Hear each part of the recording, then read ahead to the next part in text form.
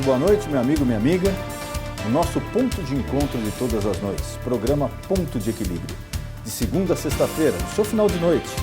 Acesse o nosso site www.programapontodeequilibrio.com.br e mande seu e-mail contato@programapontodeequilibrio.com.br. E, mais uma vez, a nossa edição especial do programa Ponto de Equilíbrio. Aquelas entrevistas feitas fora do Brasil, levando temas também polêmicos e interessantes para você.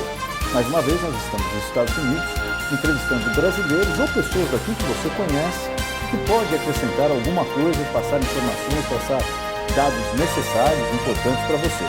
E hoje é com imenso prazer que eu recebo Marcos Machado. Marcos, foi um prazer enorme te receber. Obrigado por aceitar o nosso convite. O Marcos Machado, ele é treinador de goleiro, treinador de um time de futebol aqui, ex-jogador do Brasil.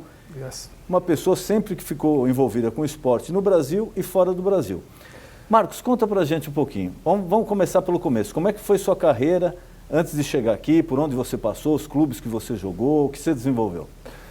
Primeiro, eu quero agradecer pelo convite de estar no teu programa. Desejar uma boa noite a todos. Bem, a carreira de jogador de futebol começa quando você é criança, né? Onde você tem seus sonhos, seus objetivos. Então você se dedica para aquele esporte que você ama tanto. Eu comecei nas divisões inferiores do Esporte Clube Recife, em Pernambuco, e de lá eu fui para o Náutico, e do Náutico, que é um time grande como o Sport, joguei no América do Rio e joguei também no Central, e depois fui para Portugal e joguei mais em 3 clubes em Portugal.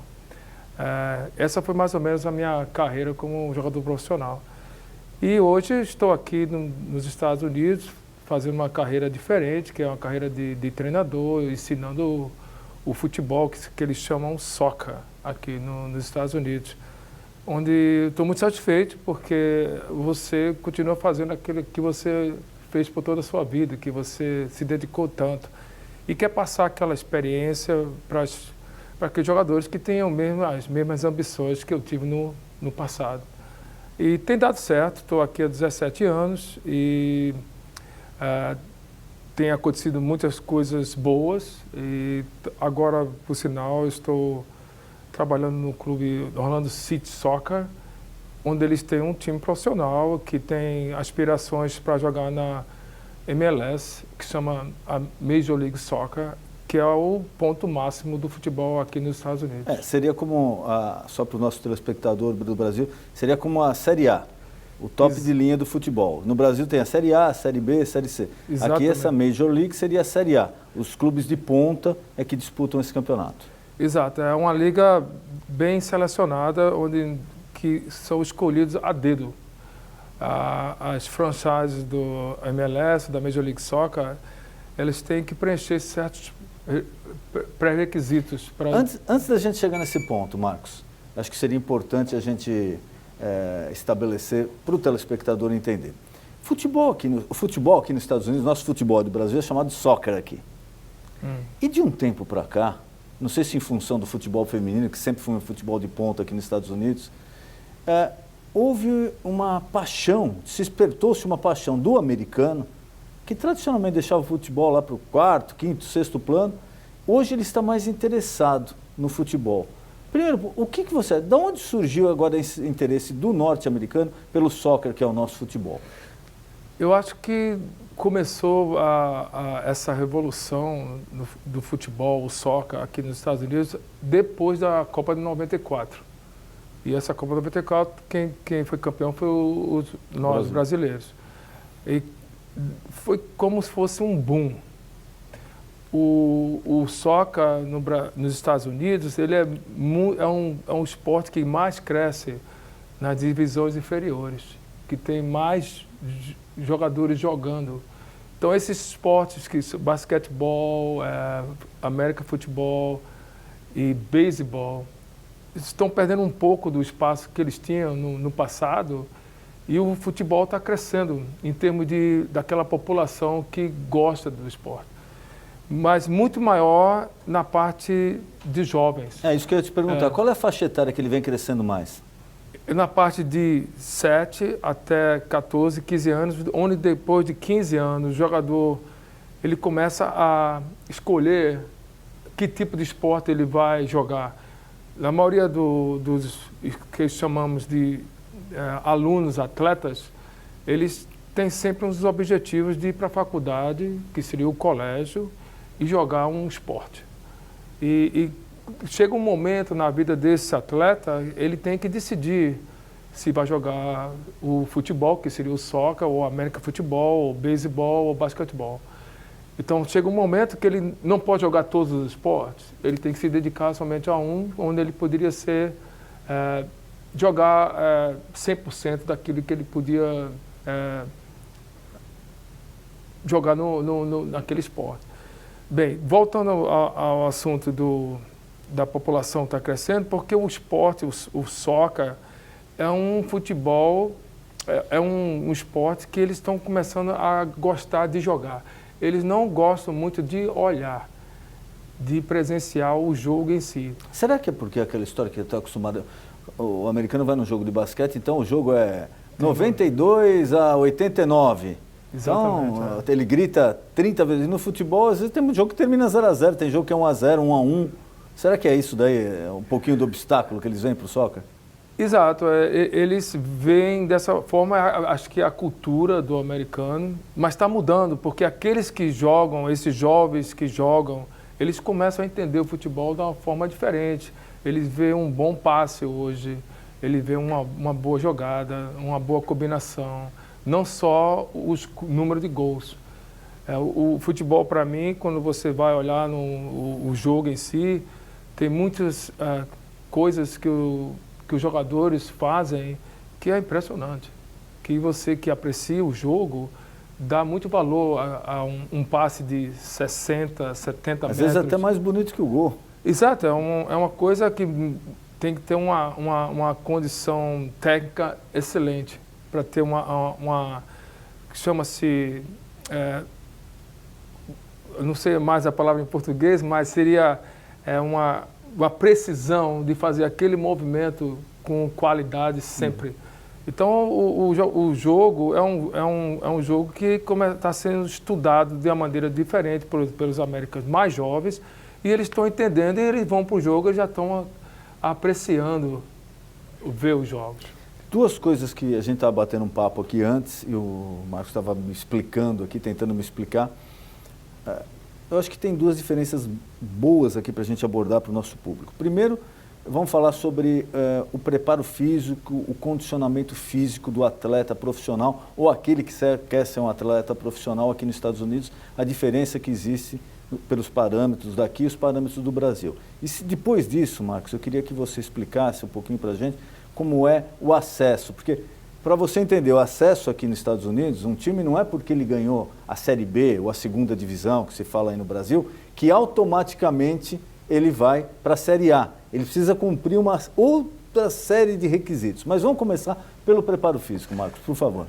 Bem, a parte física ou a parte de preparação que acho que você quer mencionar no atleta americano, o americano, pela cultura dele, eles são muito disciplinados. Então, ele tem uma educação que vem da idade de pequeno, na própria casa, na escola, onde são mais disciplinados, são mais dedicados para as coisas que eles fazem. Nós, brasileiros, que temos um talento enorme, ficamos naquela confortável zona, pensamos que somos bons demais e que não precisamos trabalhar tanto. E não aprimorar a parte física. Né? Exatamente. Então, o que acontece, o futebol está ficando muito competitivo no mundo todo. Então, aqueles países que não têm a mesma qualidade de talento que o brasileiro tem, eles procuram se aprimorar nas outras partes que eles são mais fortes, que é a parte mental do jogo, a parte disciplinar, a parte de física. E está se vendo nos próprios resultados que eles estão tendo sucesso. Eles são muito dedicados, são grandes atletas, eles têm uma coisa que o brasileiro tem o talento, mas não tem aquela parte física que seria um dom que Deus te dá. Você já nasce, sabe que vai ser grande, que vai ser forte, que vai ser rápido.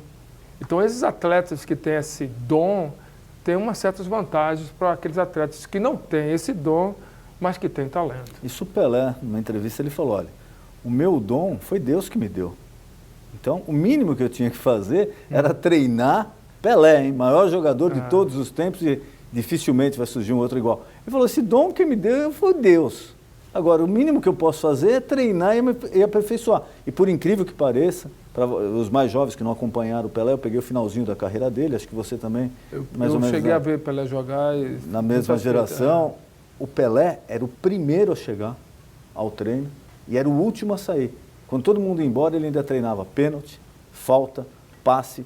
Às vezes, nessa entrevista, ele falou que ele chegava a dar algum dinheiro para o pessoal do juvenil lá, para ficar. Porque os outros profissionais que não chegavam nem perto do talento dele, acabava o treino e ele já ia embora, e o Pelé continuava. A diferença desses atletas é mais a dedicação que você põe na sua profissão, no seu esporte.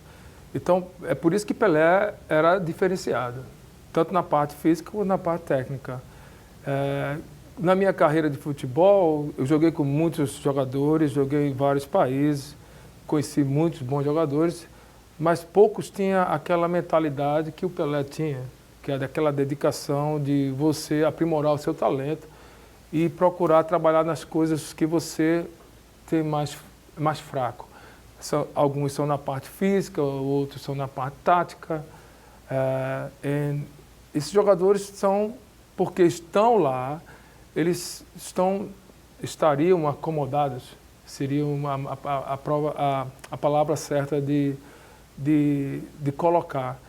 No futebol hoje, que é muito competitivo, aqueles jogadores que são acomodados, que não têm a mesma ambição que um Pelé, ou jogadores que estão no top, né, hoje, que estão na seleção brasileira, esses jogadores, eles têm uma razão de estar lá. Eles são mais dedicados, eles são mais ambiciosos.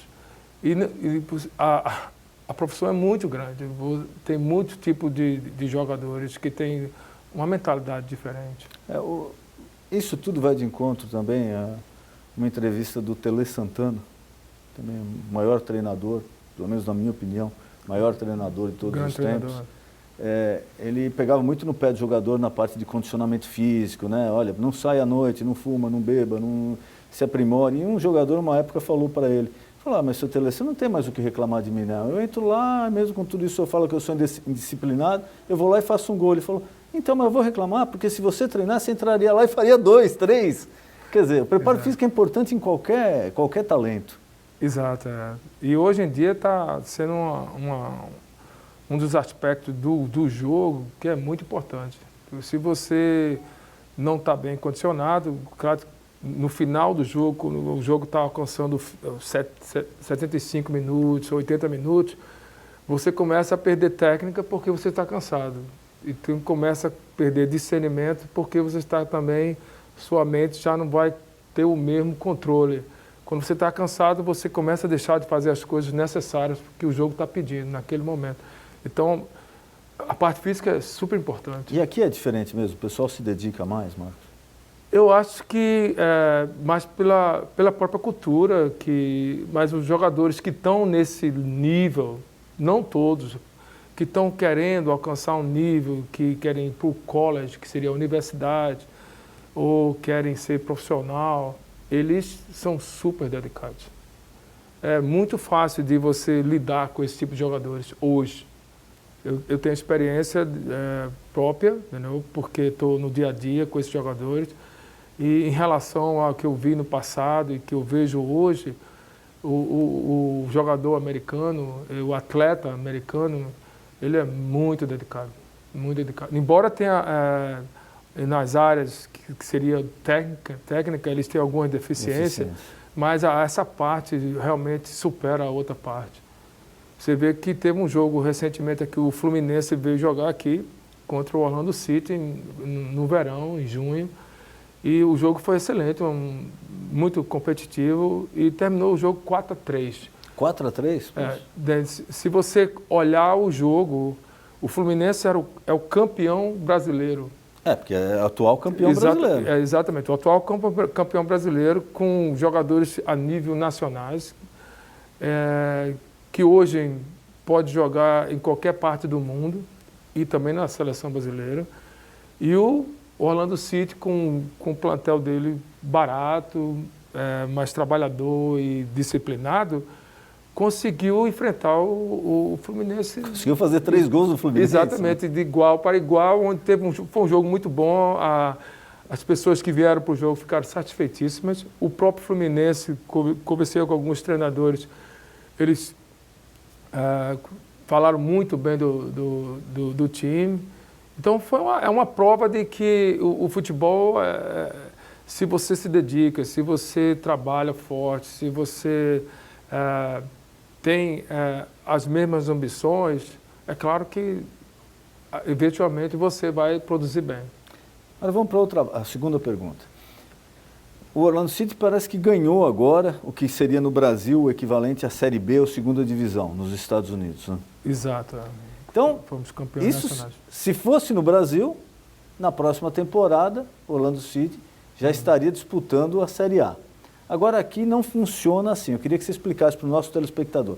Como é que é o acesso à primeira divisão do futebol aqui nos Estados Unidos? Primeiramente, eles têm diferentes ligas, que seriam competições. Tem a A, tem a B, mas uma não está interligada com a outra. Então, se você, no caso do Orlando City, que nós fomos campeões da USL, que seria USL, é uma liga que seria a segunda divisão, fomos campeões, mas não temos acesso para a Major League Soccer, porque uma não está ligada com a outra. A Major League Soccer, que seria a principal liga, para você ter acesso a essa liga, não quer dizer que você tem que ser campeão. Você tem que preencher os requisitos que a liga exige para estar lá. Quer dizer, tem que ter uma estrutura muito boa, que o Orlando City já tem. Estrutura que você diz o quê? A estrutura de só a parte técnica ou a parte também de estádio, campos de treinamento? Eu acho que a estrutura de treinamento nós temos a parte técnica, temos um time, temos uma boa organização administrativa, mas não temos o que seria principal para a MLS, que seria o estádio. Hoje em dia, um dos pré-requisitos da Major League Soccer é você ter um estádio entre 20 e 25 mil pessoas e que tenha todos os pré-requisitos que eles exigem. Só para também posicionar o nosso público. Aí no Brasil, principalmente agora, a gente está vendo alguns absurdos aí, né? Sendo construídos estádios para a Copa, com dinheiro público, né? Lógico. De 70 mil pessoas, onde não tem um time na primeira divisão, gastando milhões, chegou a bilhões de reais, com dinheiro público, volto a dizer, com seu imposto. Então, por uma exigência da FIFA. Na contramão da história, porque a Europa, os Estados Unidos, o mundo inteiro, hoje, veja a exigência que o Marcos acabou de falar. Eles querem um estádio na faixa de 20 a 25 mil pessoas. Por quê? Para estar o público mais perto, ser mais aconchegante, ter uma estrutura boa de restaurante, Exato. De lazer, onde se possa ir com a família. Quer dizer, aqui já se chegou à conclusão, na Europa se chegou à conclusão que o caminho é esse. Agora, por uma exigência da FIFA, os cofres públicos no Brasil foram sangrados com milhões e milhões de reais para construir verdadeiros elefantes brancos de 70 mil lugares, onde não tem um time na primeira divisão, com seu imposto. O governo aqui, ele ajuda, entre aspas, agora mesmo estamos criando uma campanha que eles estão à procura de 20 milhões de dólares para compensar a outra parte que o Orlando City está colocando para fazer o estádio.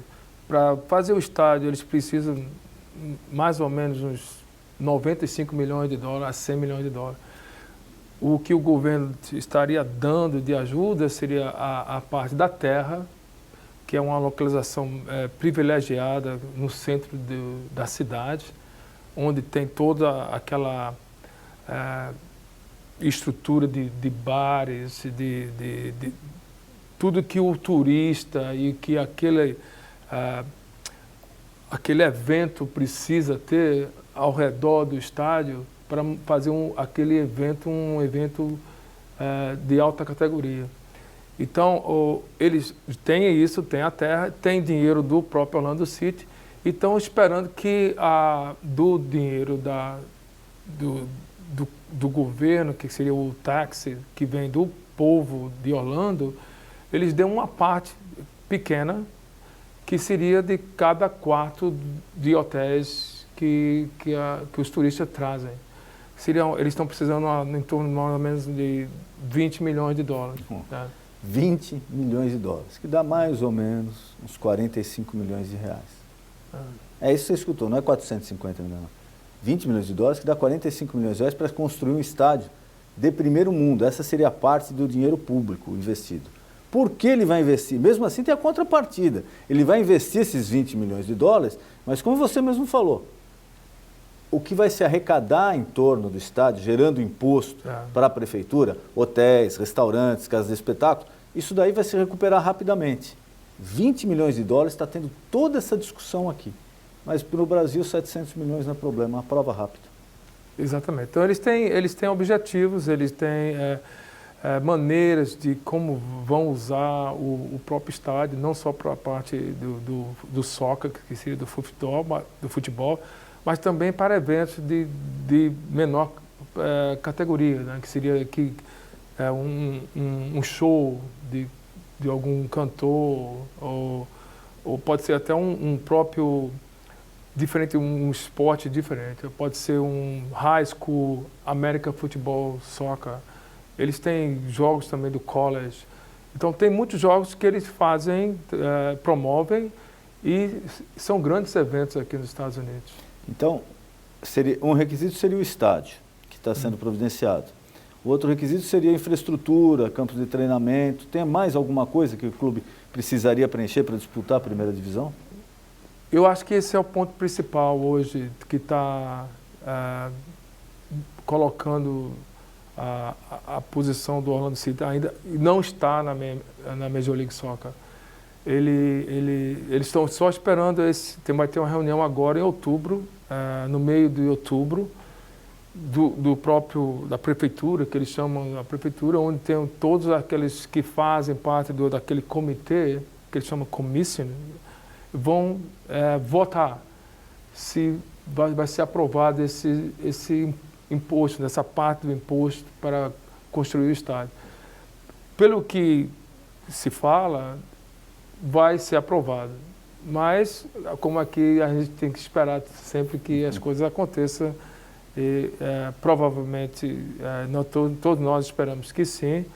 E eu acho que o clube vai para a Major League Soccer, que seria um boom para toda a cidade e para o futebol também daqui da região. Marcos, o que você acha a respeito do soccer? O que a gente pode esperar do soccer americano para a próxima Copa, para o futuro?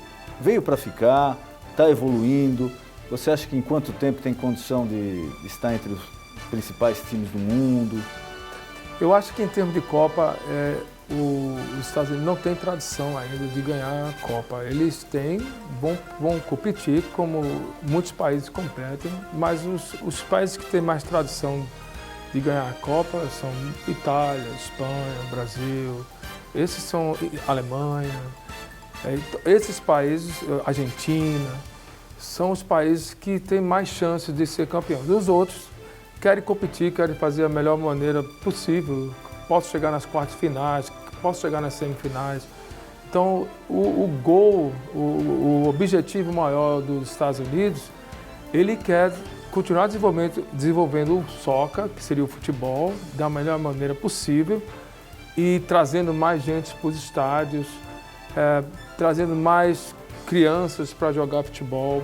Só para você ter uma ideia, hoje, a Liga, a Major League Soccer, tem mais audiência nos estádios do que a Liga Brasileira.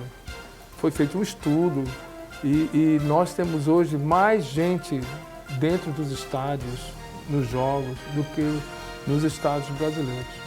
Então tem muitos jogos da Major League Soccer em alguns estados, ou franchises, que estão totalmente vendidos, a season toda. Então o estádio está sempre lotado. E não tem um jogo que tem 10 mil pessoas. Vai ter sempre aquela... ou se o estádio tem 25 pessoas, a lotação está sempre lotado. Marcos, nosso programa está acabando. Eu queria te agradecer mais uma vez por você ter aceito o nosso convite, ter aberto um espacinho na sua agenda para vir aqui. Queria te colocar à disposição, algo que eu não perguntei, algum recado que você queira passar para os nossos telespectadores. Esse programa vai ao ar para o Brasil e também aqui nos Estados Unidos. Primeiro eu quero agradecer pelo convite, de poder dar alguma informação do futebol aqui nos Estados Unidos e também dizer que às vezes o próprio brasileiro ele não tem a ideia de como o futebol cresceu aqui nos Estados Unidos. O futebol é muito competitivo, está crescendo demais e é uma liga que no futuro, com mais 5, 10 anos, vai realmente atrair muitos bons jogadores e vai ter sempre um espaço para um grande espetáculo. Porque na ideia do futebol, para mim, o futebol é um espetáculo. É um show, onde as pessoas querem não só ver na televisão, querem ver ao vivo, querem ver os seus fãs, querem ver os seus ídolos. Então, é realmente uma coisa fantástica. Hoje em dia, você se tiver aqui, vem viajando, fazendo turismo e tiver a oportunidade de olhar um jogo que você gosta de futebol, olhar um jogo da MLS, ou um jogo a própria do Orlando City, que aqui na Disney nós estamos aqui, você ia ver como o futebol está evoluindo aqui nos Estados Unidos. Marcos, muito obrigado. Foi um prazer enorme te receber aqui. Muito obrigado por ter aceito o nosso convite.